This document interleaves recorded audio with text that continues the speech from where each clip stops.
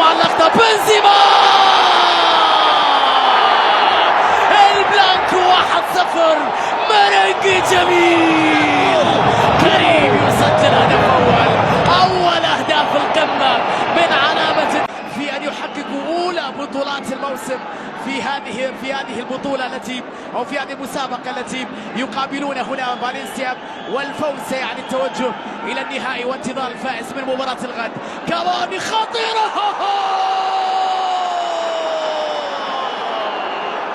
ترجيح تلعب بالأعصاب، بل أنك ربما تصفها في بعض الأوقات بنزهة قياسا بما مر عليه هذا الجيل من معارك كروية كبيرة.